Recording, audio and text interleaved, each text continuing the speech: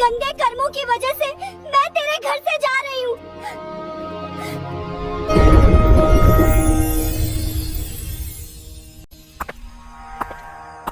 क्या आप जानते हैं, कुछ घर ऐसे होते हैं जहां मां लक्ष्मी कभी प्रवेश नहीं करती। हाँ, कुछ छोटी छोटी गलतियां ऐसी होती हैं जो लक्ष्मी जी को घर से दूर कर देती हैं, और जब वो घर छोड़ देती हैं तो वहां बसता है दुख, दर्द और दरिद्रता का साया। आज हम जानेंगे वो कौन से काम हैं जो मां लक्ष्मी को नाराज कर देते हैं, और कैसे एक स्त्री के कर्म तय करते हैं कि घर में सुख रहेगा या गरीबी। बहुत ही पुराने समय की बात है। एक छोटे से गांव में कुछ ही घर थे। चारों ओर खेत, कच्ची गलियां और मिट्टी की महक। गांव के बीचों बीच घर था सेठ रामदयाल का। रामदयाल कोई बहुत बड़ा जमींदार नहीं था, लेकिन मेहनती और ईमानदार आदमी था।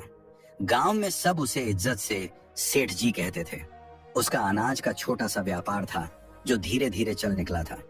सुबह सूरज निकलते ही वो काम पर निकल पड़ता, और शाम को थक कर घर लौटता तो उसकी पत्नी सुशीलाबाई उसे दरवाजे पर मुस्कान के साथ स्वागत करती। सुशीलाबाई बहुत ही शांत और संयमी स्त्री थी। चेहरे पर हमेशा सादगी झलकती थी। माथे पर छोटी सी बिंदी, साड़ी का पल्ला सिर पर। वो मानती थी कि घर की असली शोभा उसके सोने चांदी से नहीं, बल्कि सफाई और सच्चे मन से होती है। हर सुबह सूरज से पहले उठकर वो आंगन बुहारती, तुलसी पर जल चढ़ाती और फिर चूल्हे में फैला दिया जलाती। उसकी यही दिनचर्या थी, सादगी में भक्ति, भक्ति में अनुशासन। गांव की औरतें अक्सर कहती, सेठानी के घर में तो मां लक्ष्मी खुद रहती हैं। रामदयाल और सुशीलाबाई का एक ही बेटा था, अर्जुन। अभी बस 20 साल का नौजवान, लेकिन संस्कारों में पला बढ़ा।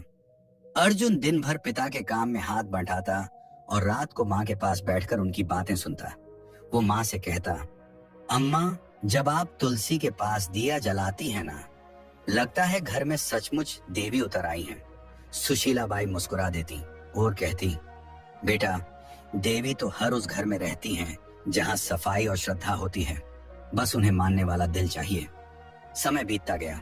घर में सब ठीक चल रहा था, लेकिन किस्मत के खेल अजीब होते हैं। एक दिन सुशीलाबाई को हल्का सा बुखार आया। उन्होंने सोचा 2 दिन में उतर जाएगा, लेकिन वो बुखार दिन ब दिन बढ़ता गया। पहले थकान, फिर कमजोरी, और धीरे धीरे हालत ऐसी कि वो रसोई तक नहीं जा पाई। रामदयाल ने गांव के वैद्य को बुलाया।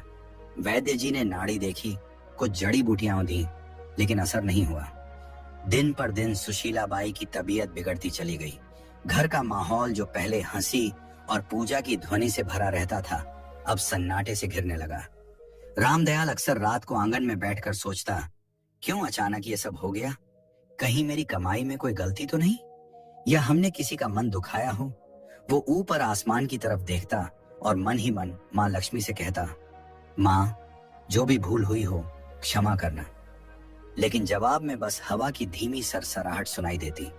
अर्जुन हर पल मां के पास रहता, उनके लिए काढ़ा बनाता, सिर दबाता, और धीरे धीरे ये समझने लगा कि घर की नींव मां ही होती है। सुशीलाबाई के बीमार पड़ते ही घर का सारा क्रम बदल गया था। जो रसोई हमेशा चमकती थी, अब वैसी नहीं रही। सफाई में ढिलाई आने लगी। पूजा भी कभी होती, कभी नहीं। धीरे धीरे वो पवित्रता जो घर की पहचान थी, जैसे फीकी पड़ गई। एक रात जब सेठ अपनी पत्नी के सिरहाने बैठा था, उसने कहा, सुशीला, मैं सोच रहा हूं अब अर्जुन की शादी कर दूं। सुशीलाबाई ने धीरे से आंखें खोली। इतनी जल्दी? अभी तो वो बच्चा है। रामदयाल ने कहा, अब वो बच्चा नहीं रहा, घर को संभालने वाला समय आ गया है, और मैं चाहता हूं कि जब तक तुम हो, नई बहू को अपने हाथों से देख लो। ये कहते कहते उसकी आवाज भारी हो गई। सुशीलाबाई ने कुछ पल सोचा, फिर बोली, अगर तुम्हें लगता है कि यही सही है तो कर दो।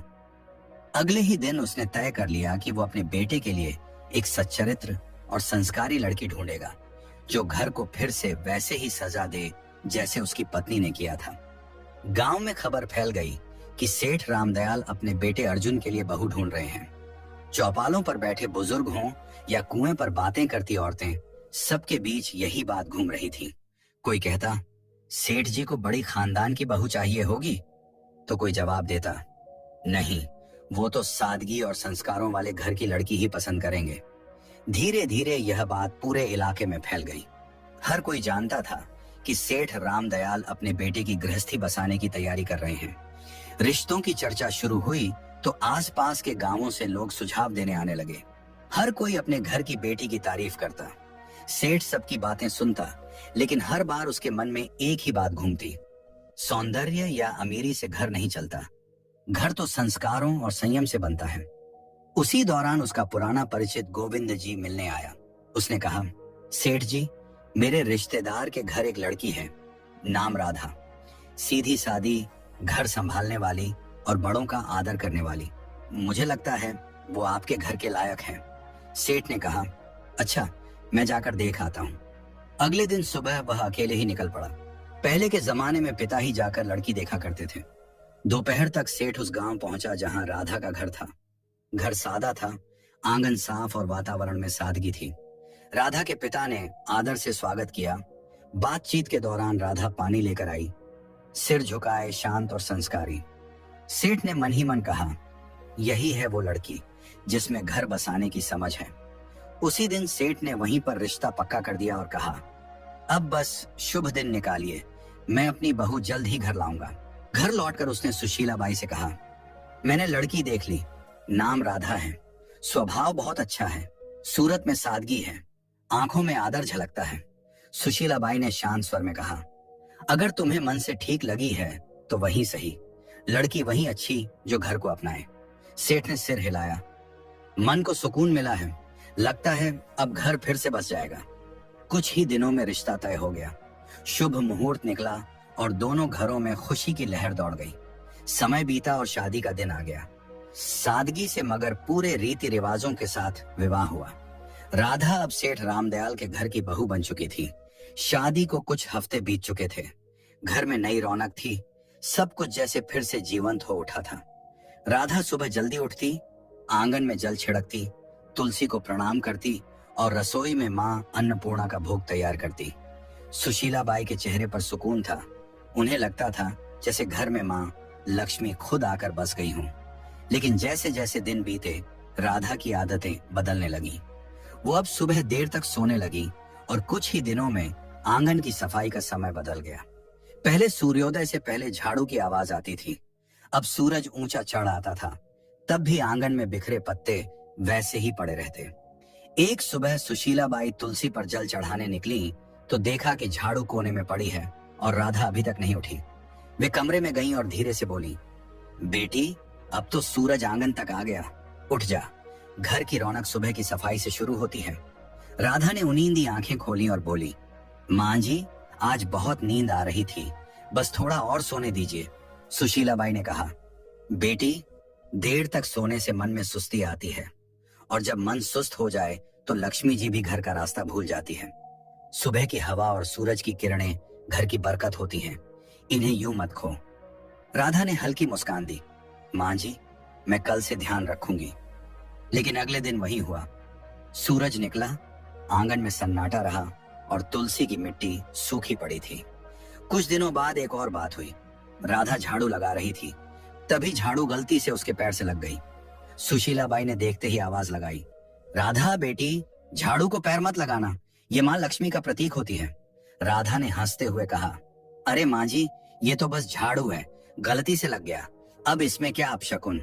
सुशीला बाई ने झाड़ू उठाकर दीवार के पास रखते हुए बोला, बेटी, यही तो गलती है। जब इंसान छोटी बातों को हल्के में लेता है तब बड़ी बरकतें उससे रूठ जाती हैं। झाड़ू सिर्फ सफाई का औजार नहीं, ये लक्ष्मी जी का आशीर्वाद है जो गंदगी दूर करती है।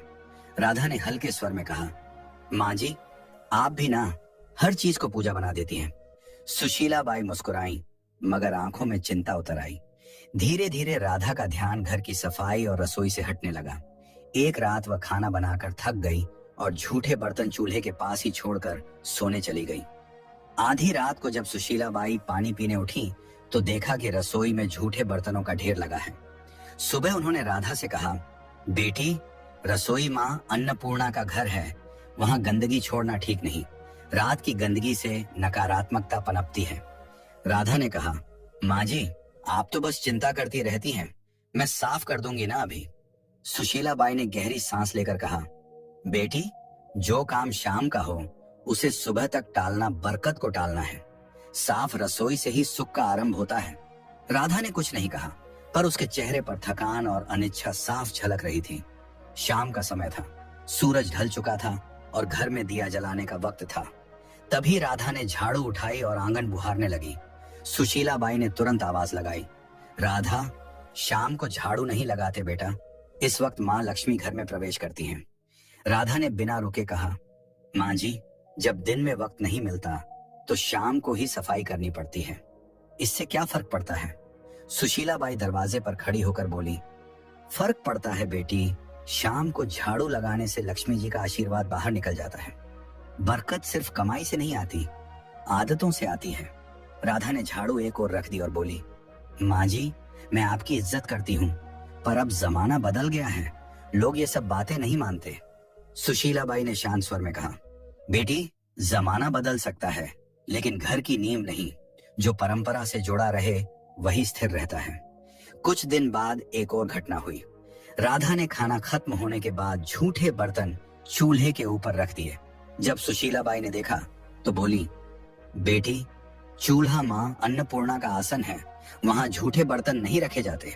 राधा ने बिना ऊपर देखे कहा, माँ जी, मैं बस जगह की कमी से रख दिए थे, बाद में धो दूंगी। सुशीला बाई ने कहा, रसोई में पवित्रता सबसे जरूरी है। अगर चूल्हे पर गंदगी होगी तो लक्ष्मी जी की कृपा भी घट जाएगी।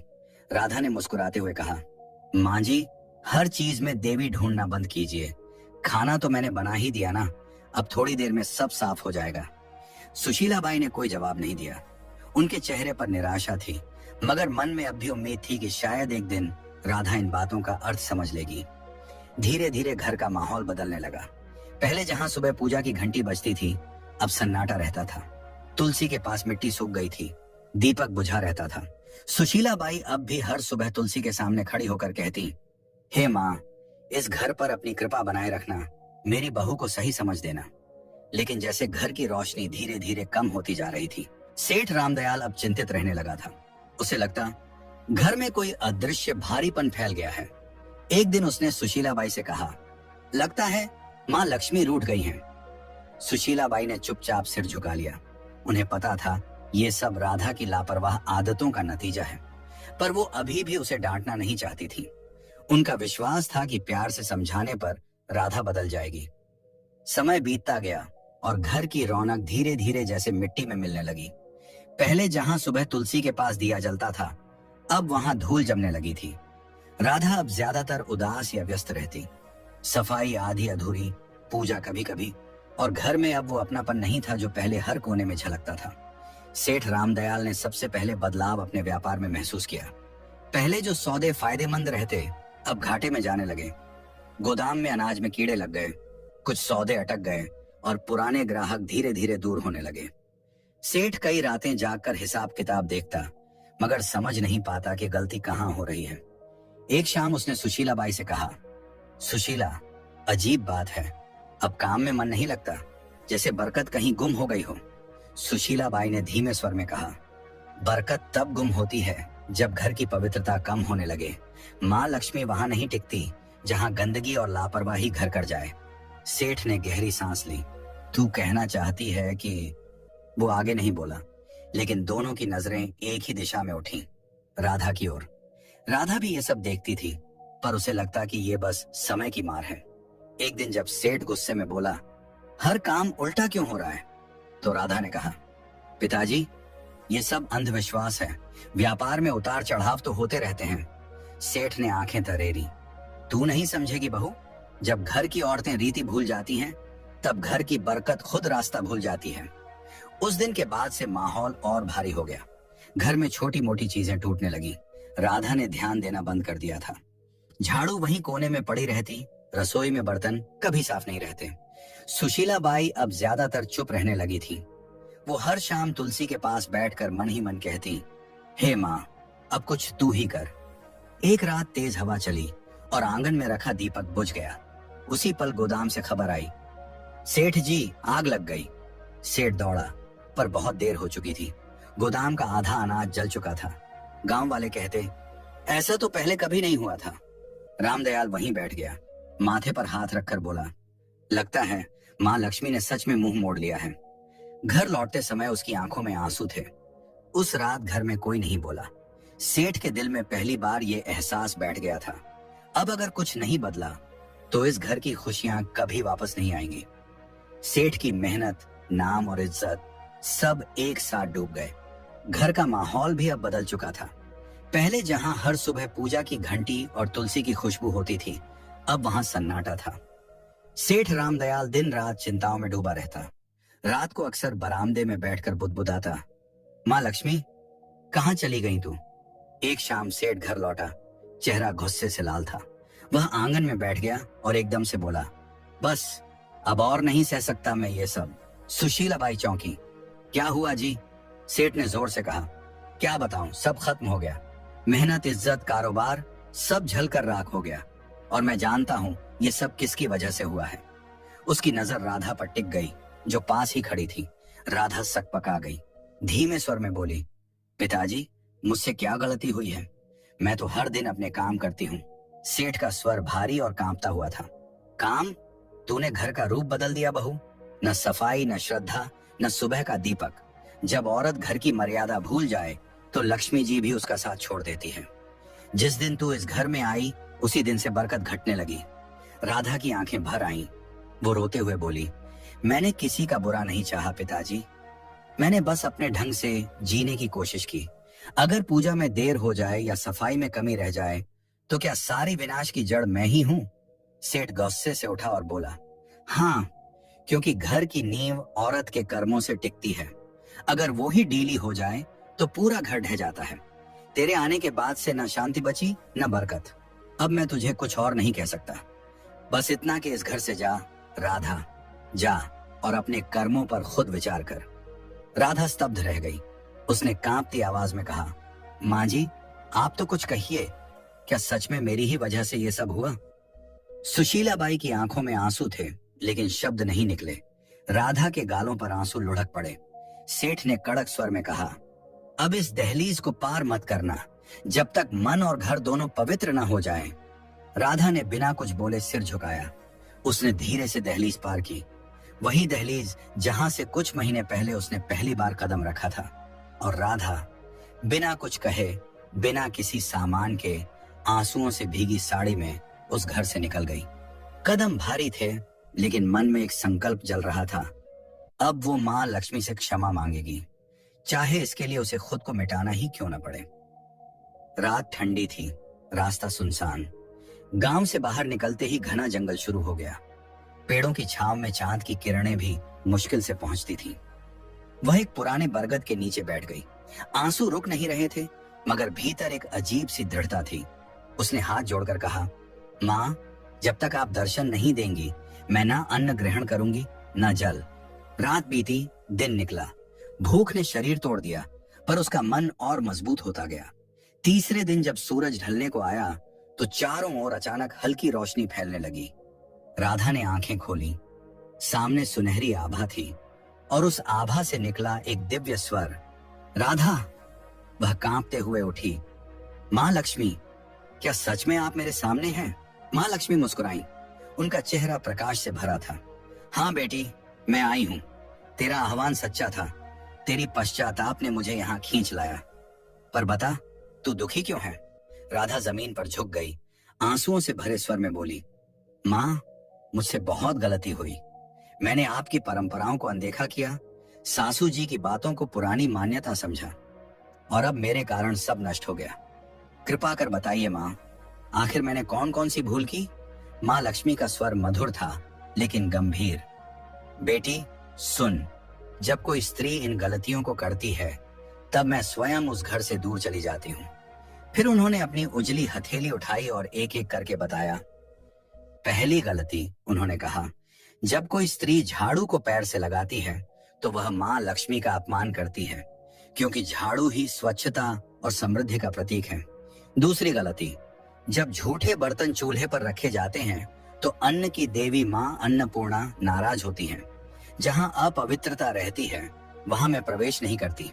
तीसरी गलती, जब दहलीज पर बैठकर भोजन किया जाता है तो वह स्थान जो स्वागत और आशीर्वाद का होता है अशुद्ध हो जाता है।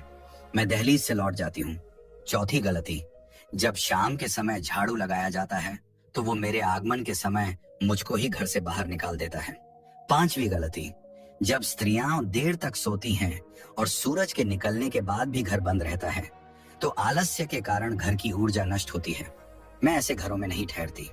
6ठी गलती, जब आंगन की सफाई नहीं होती तो वहां नकारात्मकता फैलती है और मैं वहीं से लौट जाती हूँ जहां गंदगी देखती हूँ। 7वीं गलती, जब झूठे बर्तन रात भर रसोई में पड़े रहते हैं तो वो अंधकार को बुलाते हैं और मैं ऐसे घरों से विदा ले लेती हूँ। 8वीं गलती, जब किसी के सामने दरवाजे को पैर या थोक से ठोका जाता है तो वो घर की मर्यादा को चोट पहुंचाता है। मैं वहां टिक नहीं सकती जहां आदर न हो। 9वीं गलती, जब घर में झगड़ा और कटुता रहती है तो मेरा स्वरूप जो शांति है वहां टिक नहीं सकता।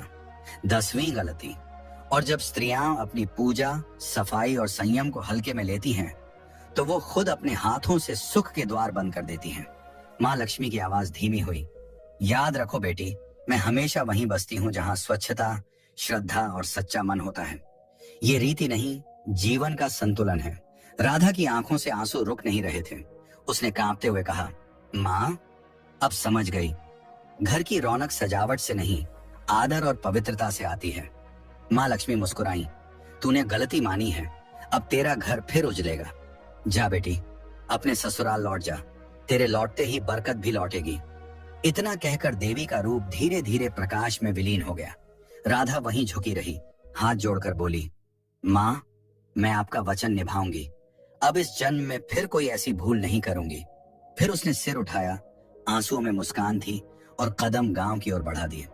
जैसे ही उसने दहलीज पार की, सुशीला बाई दौड़ कर आई और आंसुओं के साथ बोली, राधा तू लौट आई।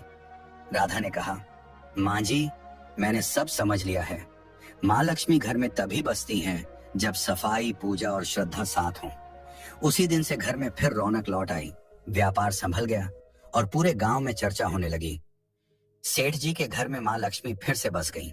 दोस्तों याद रखिए, जो स्त्रियां घर में गंदगी रखती हैं, देर तक सोती हैं, रसोई में झूठे बर्तन छोड़ती हैं, शाम को झाड़ू लगाती हैं, दहलीज पर बैठती हैं या सफाई को हल्के में लेती हैं, उस घर में कभी माँ लक्ष्मी प्रवेश नहीं करती। ऐसे घरों में सुख नहीं टिकता, बल्कि दरिद्रता और दुख का वास बन जाता है। माँ लक्ष्मी उन्हीं घरों में निवास करती हैं जहाँ स्वच्छता, सच्चाई और श्रद्धा हो। तो बहनों और भाइयों, अगर आप चाहते हैं कि आपके घर में माँ लक्ष्मी की कृपा सदा बनी रहे तो इन 10 गलतियों को आज से ही छोड़ दीजिए और अपने घर को पवित्र रखिए। अगर आपको माँ लक्ष्मी और राधा की यह कहानी अच्छी लगी हो तो इस वीडियो को लाइक करें, अपने सभी दोस्तों और परिवार वालों के साथ शेयर करें और ऐसे ही आध्यात्मिक और प्रेरणादायक कथाएं सुनने के लिए हमारे चैनल को सब्सक्राइब करना बिल्कुल मत भूलिए और कमेंट में सब लोग जरूर लिखें, जय माँ लक्ष्मी।